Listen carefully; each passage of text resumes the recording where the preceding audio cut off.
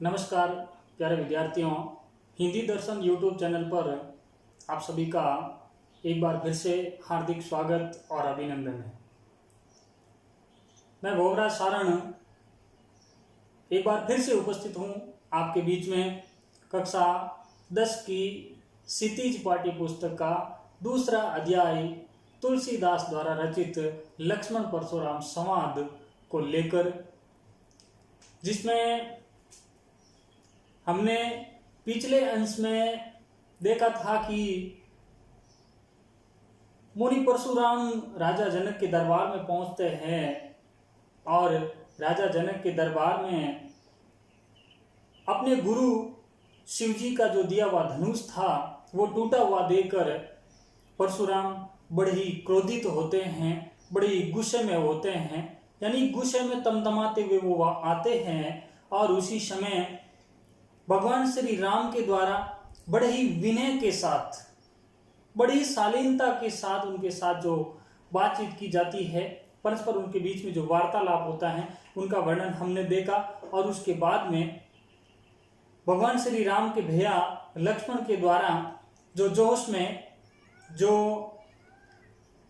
परशुराम जी के क्रोध को और बढ़ाने के लिए जो व्यंग्य वचन बोले गए थे और प्रत्युत्तर में परशुराम के द्वारा जो वचन कहे गए थे, उनका हमने पिछले अंश में वर्णन किया था। और आज हम देखेंगे इसे आगे वाले अंश का वर्णन। पिछले अंश में हमने देखा था कि शिवजी का धनुष जब टूट जाता है तो परशुराम जी बड़े ही क्रोधित हो जाते हैं, गुस्से में आ जाते हैं और गुस्से में और लक्ष्मण और परशुराम बीच में, दोनों के बीच में है जो वार्तालाप चलता रहता है। पिछले अंश में एक दोहा आया था, उस दोहे में हमने देखा था कि परशुराम जी कहते हैं कि जो शिवजी का धनुष था वो कोई ऐसा छोटा मोटा धनुष था, बहुत बड़ा दिव्य धनुष था।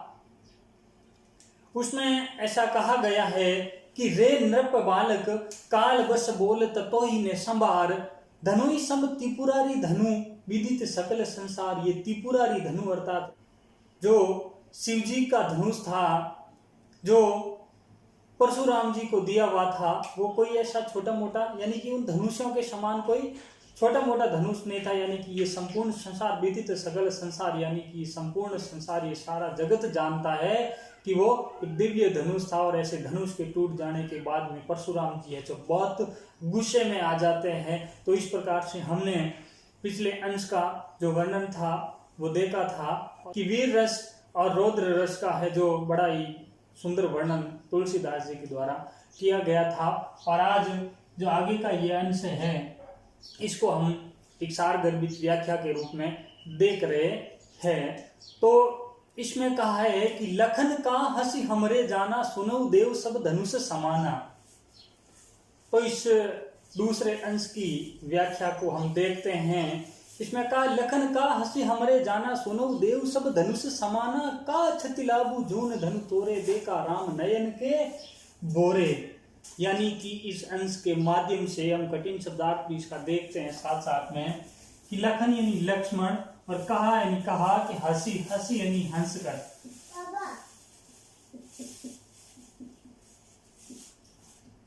हंसी यानी हंस कर, हमरे जाना यानी जानकारी में या समझ में, जानकारी में या समझ में, हमरे यानी हमारी।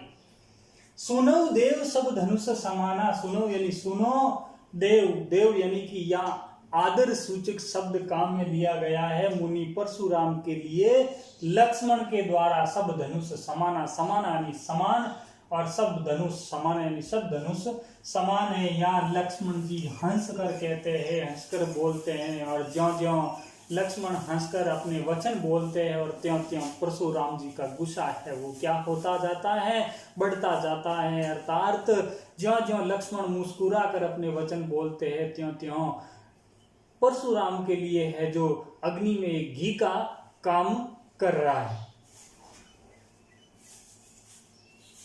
तो प्रस्तुत काव्यांश की हम अगर व्याख्या की दृष्टि से देखें तो आपको ध्यान में है कि प्रस्तुत काव्यांश हमारी पाठ्य पुस्तक क्षितिज के काव्य खंड तुलसीदास अध्याय से लिया गया है और प्रस्तुत अवतरण है या प्रस्तुत प्रसंग या प्रस्तुत अंश गोस्वामी तुलसीदास द्वारा रचित रामचरितमानस के बाल कांड से लक्ष्मण परशुराम संवाद से उद्धृत है या लिया गया है। और लक्ष्मण जी हंसते हुए परशुराम जी से बोलते हैं कि हे देव सुनऊ देव सब धनुष समाना, कि हे देव हमारी समझ में तो सारे धनुष एक ही समान होते हैं। सुनऊ देव सब धनुष समाना, हे देव आप कह रहे हो कि शिव जी का धनुष था वो कोई छोटा मोटा धनुष नहीं था, वो कोई छोटी मोटी धनुषों के समान नहीं था, लेकिन जहां तक हमारी जानकारी है, लक्ष्मण जी कह रहे हैं कि जहां तक हमारी जानकारी है उन जानकारी में तो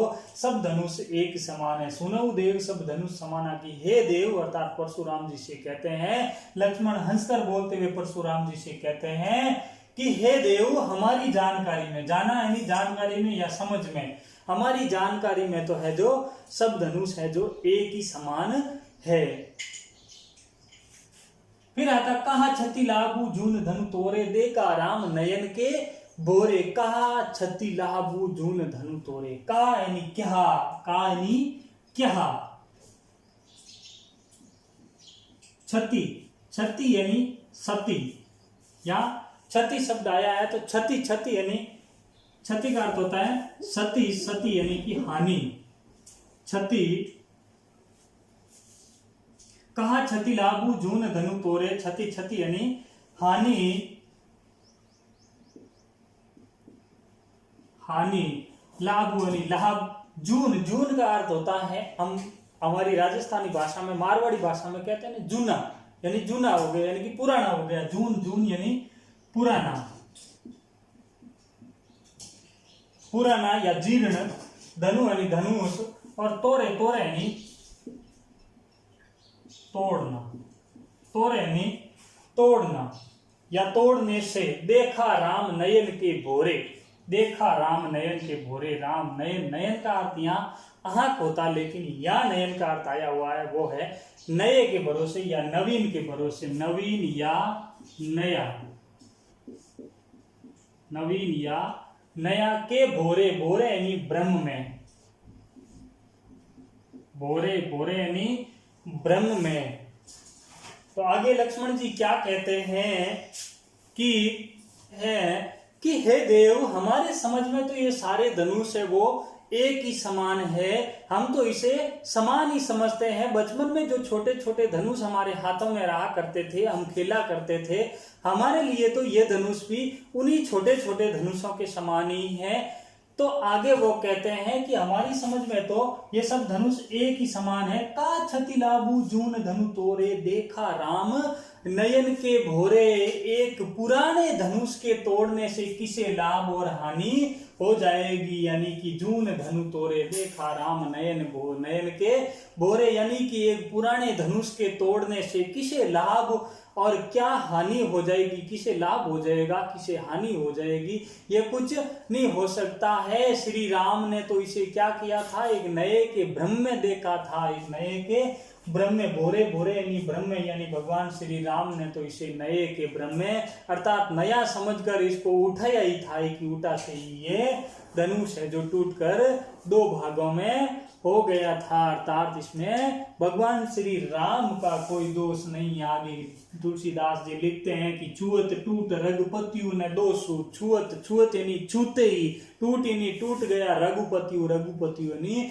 श्री राम ने, दोषु न यानी नहीं और दोषु यानी किसी प्रकार का दोष नहीं है। अर्थात आगे वो कहते हैं तुलसीदास जी कि ये तो श्री राम के छूते ही टूट गया था, अर्थात उनके स्पर्श करते ही, हाथ लगाते ही टूट गया था। भगवान श्री राम ने तो इसको हाथों में लिया ही था, इस पर प्रत्यंचा भी नहीं चढ़ाई थी, लेकिन ये तो पहले से ही टूट गया था, इसमें श्री राम का कोई दोष नहीं है। छूत टूट रघुपति न दोषु, यानी कि ये तो छूटे ही टूट गया था। इसमें रघुपति का अर्थात श्री राम का, या रघुपति शब्द है वो आया है श्री राम के लिए, किसके लिए, श्री राम के लिए। और छुअत, छुअत यानी छूते, छुअत यानी छूते ही, टूट यानी टूटना, न यानी नहीं, और दोषु यानी दोष, यानी इसमें श्री राम का कोई दोष नहीं है। हे मुनिवर, यहाँ श्री राम का कोई दोष नहीं है। मुनि बिनु काज करिए कत रोसु, मुनि बिनु काज करिए कत रोसु, यहाँ कहते हैं मुनि, मुनि यानी परशुराम के लिए शब्द आया है मुनि। बिनु, बिनु यानी बिना, काज यानी काम या कर्म, यानी कि बिना कारण ही, काज काज यानी काम या कारण, करिए यानी करते हो, कत यानी क्यों, करिए यानी करते हो, करते हो, कत, कत यानी क्यों, रोसु यानी रोष या क्रोध, गुस्सा, काज यानी काम या कारण, और बिनु यानी बिना, और मुनि शब्द परशुराम के लिए आया है। तो यहाँ तुलसीदास जी या वर्णन करते हैं कि लक्ष्मण जी कहते हैं कि इसमें श्री राम का कोई दोष नहीं है। ये मुनिवर, आप बिना कारण इतना क्रोध क्यों कर रहे हो? मुनि बिनु काज करिए कत रोसु, हे मुनि, हे परशुराम, आप बिना काम ही, बिना कारण ही है जो क्यों इतना क्रोध कर रहे हैं, क्यों इतना गुस्सा कर रहे हैं। और ये सुनते ही परशुराम जी का गुस्सा है वो और क्या हो जाता है, बढ़ जाता है। और आगे क्या होता है कि बोले चितई परशु की ओरा, बोले, बोले नहीं बोलते कौन, परशुराम, चितई, चितई यानी देख कर, चितई, चितई यानी देख कर, परशु, परशु यानी अपने परसे की ओर, परशु, परशु यानी परसा की ओर, और यानी तरफ, ओरा यानी तरफ, बोले चितई परशु की ओरा, और रे सट, रे यानी अरे, सट, सट का अर्थ होता है मूर्ख, सट का अर्थ होता है मूर्ख, सुने ही सुबाहु, सुबाहु का अर्थ होता है स्वभाव, ने यानी नहीं, मोरा यानी मेरा। और आगे वो कहते हैं या तुलसीदास जी वर्णन करते हैं कि परशुराम अपने फरसे की ओर देखकर बोलते हैं, अर्थात परशुराम ने क्रोधित होकर अपने फरसे की ओर देखा और बोले कि अरे मूर्ख, रे, रे यानी अरे, और सट, सट का अर्थ होता है मूर्ख, अरे मूर्ख, तूने अभी मेरे स्वभाव के बारे में नहीं सुना है? सुने ही स्वभाव ने मोरा, मोरा यानी मेरा, न यानी नहीं, और स्वभाव यानी अपने स्वभाव के बारे में। और इस प्रकार से यानी कि लक्ष्मण के जो व्यंग्य वचन सुनकर, यानी लक्ष्मण ऊपर कहते हैं इस अंश में कि भगवान श्री राम का इसमें कोई दोष नहीं है। क्यों? क्योंकि भगवान श्री राम ने तो उस धनुष को, अर्थात जो शिव जी का धनुष था, उसे नया समझकर, उसे नवीन समझकर हाथों में उठाया ही था कि उनके तो दो टुकड़े हो गए थे। यानी कि ये भगवान श्री राम की कोई गलती नहीं, अर्थात इसमें श्री राम का कोई दोष नहीं है। ये दोष किसका है? राजा जनक का है, क्योंकि राजा जनक ने अपनी पुत्री सीता के लिए जो स्वयंवर का आयोजन किया है, तो उस आयोजन में भगवान श्री राम ने तो ऐसा ही सोचा था कि जो राजा जनक ने है जो नया धनुष ही रखा होगा, और भगवान श्री राम ने नए धनुष का भ्रम देखकर, अर्थात उसे नया समझते हुए उसके नजदीक जाते हैं और उसको स्पर्श करते हैं, छूते हैं, और छूते ही है वो धनुष दो टुकड़ों में हो जाता है। तो इसमें श्री राम का कोई दोष नहीं है। हे मुनिवर, आप बिना कारण ही रोष मत करो, आप क्यों गुस्सा कर रहे हो इतना? यह सुनते ही परशुराम जी है जो क्रोध में तमतमाते हुए अपने फरसे की ओर देखते हुए बोलते हैं कि अरे मूर्ख, तूने अभी तक मेरे स्वभाव के बारे में नहीं सुना है। आगे वो क्या कहते हैं कि बालकु, बालकु यानी बालक, यानी कि बच्चा, बोली, बोली यानी समझकर या जानकर, जानकर।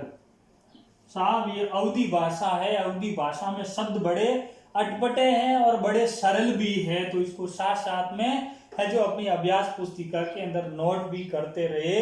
क्योंकि और एक बात जो अपने मन का जो भ्रम है वो मैं निकाल देता हूं कि लोग बातें करते हैं कि शायद सिलेबस परिवर्तन भी हो सकता है, पाठ्यक्रम है वो परिवर्तन भी हो सकता है। तो इस बात का आप भय निकाल दीजिए, क्योंकि तुलसीदास जी जैसे महान भक्त कवि अगर पाठ्यक्रम परिवर्तन होगा तो भी उस परिवर्तित पाठ्यक्रम में भी अपना स्थान जरूर पा लेंगे, ये मैं कहता हूं। तो इस बात को आप भूल जाना। बाकी जो भी प्रसंग है उस प्रसंग की व्याख्या को आप अच्छी तरीके से पूरी देखते रहना। आगे कहते बालको यानी बालक और बोली बोली यानी जानकर, वधु वधु यानी वध करना। वधु का अर्थ होता है वध करना या मारना। नहीं है नहीं, तो यानी तुझे, केवल केवल यानी केवल, मुनि जड़ का अर्थ होता है केवल सामान्य मुनि, मूर्ख मुनि, सामान्य मुनि। जानी मोहि मोहि यानी मुझे। और आगे परशुराम जी कहते हैं कि अरे मूर्ख, तूने अभी तक मेरे स्वभाव के बारे में नहीं सुना है और बालक समझकर मैं तुम्हारा वध नहीं कर रहा हूं। अरे मूर्ख, क्या तूने अभी तक मुझे है जो केवल एक साधारण मुनि ही समझ रखा है? क्या मुझे केवल तूने साधारण मुनि समझा है? मैं कोई उन साधारण तपस्या करने वाले मुनियों की तरह नहीं हूं, मैं भी बहुत बड़ा एक दिव्य मुनि हूं। तू क्या मुझे केवल है जो सामान्य मुनि भी समझ रहा है? क्या मुझे मूर्ख मुनि समझ रहा है? ये समझकर तू मुझे ये सारी बातें सुना रहा है? मैं अभी तक बालक समझकर मैं तुम्हारा वध नहीं कर रहा हूं, बाकी मैं अभी तक तुम्हारा क्या कर देता? वध कर देता। तो इस प्रकार से परशुराम जी है जो बड़े गुस्से में आ जाते हैं और इधर लक्ष्मण है जो हंस हंस कर उसके गुस्से का है जो उपवास उड़ा रहे हैं और वो उसके ऐसे व्यंग्य वचन बोल रहे हैं कि जिससे है जो परशुराम जी का गुस्सा है वो और बढ़ता ही जा रहा है। तो इसके बाद में आगे कहते हैं कि बाल ब्रह्मचारी अति कोही। बाल ब्रह्मचारी यानी कि बचपन में स्वयं पूर्ण रहकर अपना जीवन जीना, अति यानी अत्यधिक, कोई यानी क्रोधी। ये कोई शब्द जहां जहां आता है वो किसके लिए आता है? परशुराम जी के लिए आता है। कोई का अर्थ क्या है? क्रोधी। कोई यानी क्रोधी। और जहां जहां लक्ष्मण बोलेंगे वहां हंस यानी हंस कर, वो तो हंसते हुए है बोलेंगे। और मुनि जब बोलते हैं, परशुराम बोलते हैं, तो उस समय है जो ये कोही यानी क्रोधी शब्द जहां जहां आया है वहां मुनि परशुराम के लिए ही आया है। और आगे विश्व का अर्थ होता है विश्व यानी संसार। विदित यानी जानता है। क्षत्रिय कुल यानी क्षत्रिय वंश। क्षत्रिय कुल का अर्थ होता है क्षत्रिय वंश का। द्रोही यानी दुश्मन या शत्रु। द्रोही यानी शत्रु। द्रोही यानी शत्रु या दुश्मन। तो आगे मुनि परशुराम जी क्या कहते हैं कि अरे मूर्ख, क्या तूने मुझे केवल एक साधारण मुनि समझ रहा है? मैं बाल ब्रह्मचारी और अत्यधिक क्रोधी हूं। मैं क्या हूं? बाल ब्रह्मचारी और अत्यंत क्रोधी हूं तथा सारे संसार को ये ज्ञात है, सारे संसार को ये पता है कि मैं क्षत्रिय वंश का क्या हूं? घोर शत्रु हूं, बड़ा ही दुश्मन हूं। विश्व विदित यानी कि सारा संसार जानता है, सकल संसार जानता है, उन्हें पता है कि मैं क्या हूं? क्षत्रिय वंश का क्या हूं? घोर शत्रु हूं, यानी क्षत्रिय वंश का घोर शत्रु हूं।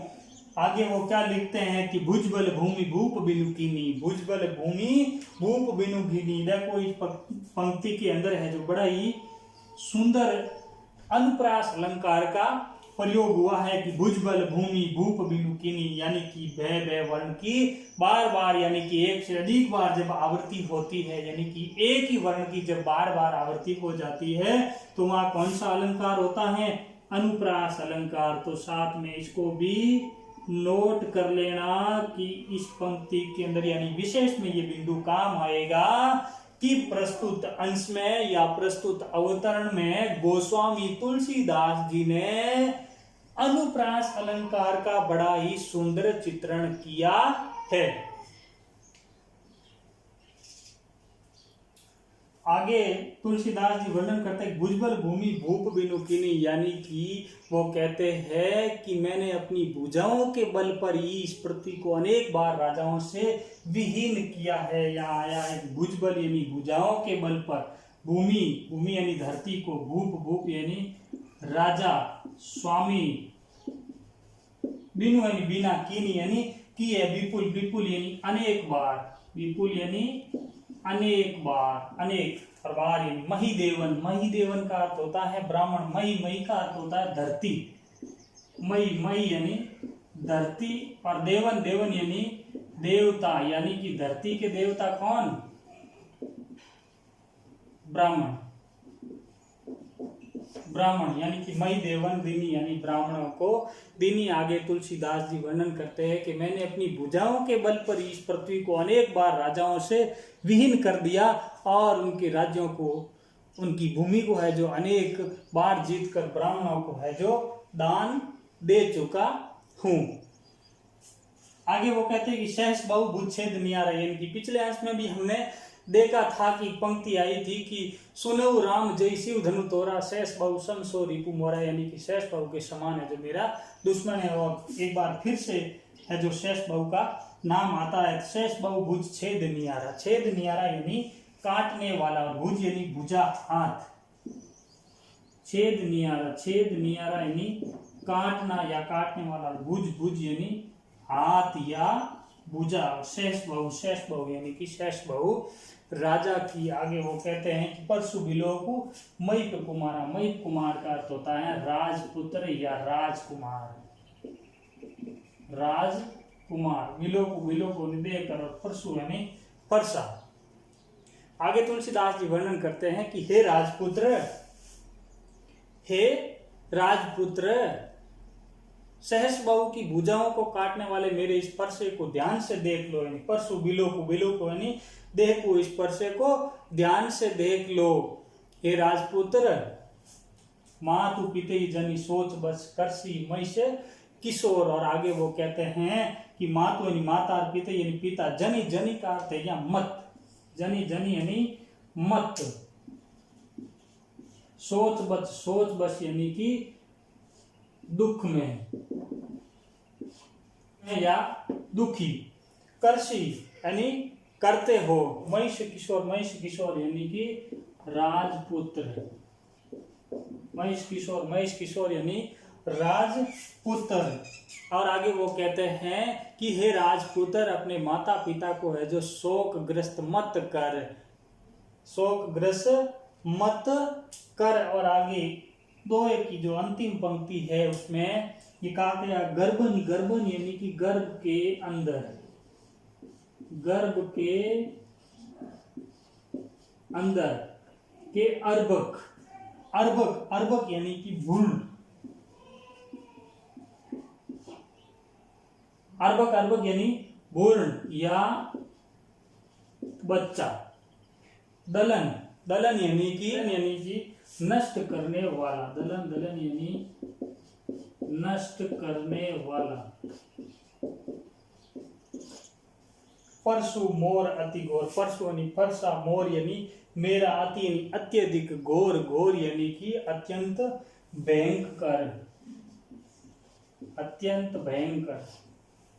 तो आगे तुलसीदास जी वर्णन करते हैं कि हे राजपुत्र, अपने माता पिता को शोकग्रस्त मत कर, मेरा ये भयंकर फरसा, मोर अति घोर, परशु यानी परसा, ये मेरा जो भयंकर फरसा है ये गर्भ में स्थित, गर्भन के अर्भक दलन यानी कि गर्भ में स्थित या अंदर में पल रहे भ्रूण या जो बच्चा होता है, उन बच्चों को भी है जो नष्ट कर देता। मेरे फरसे को देखकर जो वीर शत्राणियां हैं उनके गर्भ में स्थित जो बच्चे हैं वो भी क्या हो जाते हैं, मर जाते हैं, नष्ट हो जाते हैं। ऐसा परशुराम है जो लक्ष्मण को कह रहे। तो इस प्रकार से इस अंश की है जो व्याख्या पूर्ण होती है। और इसमें विशेष बिंदु की दृष्टि से अगर हम देखें तो प्रस्तुत पद की भाषा है वो बड़ी सरल, सहज और आसानी से समझ में आने वाली है, प्रभावपूर्ण है। और तुलसीदास जी भक्त काल की सगुण काव्य धारा के कवि हैं। शैली व्यंग्यात्मक और उपहासपूर्ण है और काव्यांश की जो भाषा है वो साहित्यिक अवधि भाषा है। परशुराम की क्रोधी स्वभाव की अभिव्यंजना हुई है और साथ ही साथ लक्ष्मण और परशुराम दोनों पात्रों के चरित्र पर प्रकाश डाला गया, अर्थात दोनों के समान पर प्रकाश डाला गया है और दो और चौपाई छंद का प्रयोग हुआ है और साथ ही साथ प्रस्तुत पद में ओज गुण और गौड़ी रीति का प्रयोग किया गया है। और अगर रस की बात करें तो इसमें वीर, हास्य तथा रौद्र रस की भी सफल अभिव्यंजना हुई है और अनुप्रास अलंकार का प्रयोग यहाँ हुआ ही है। भुजबल भूमि भूप बिनुकिनी और साथ ही साथ अतिशयोक्ति अलंकार को भी यहाँ हम देख रहे हैं, क्योंकि इन्हीं बातों को है जो बढ़ा चढ़ाकर कहा गया है। इसलिए आज का अंश यही समाप्त होता है। धन्यवाद।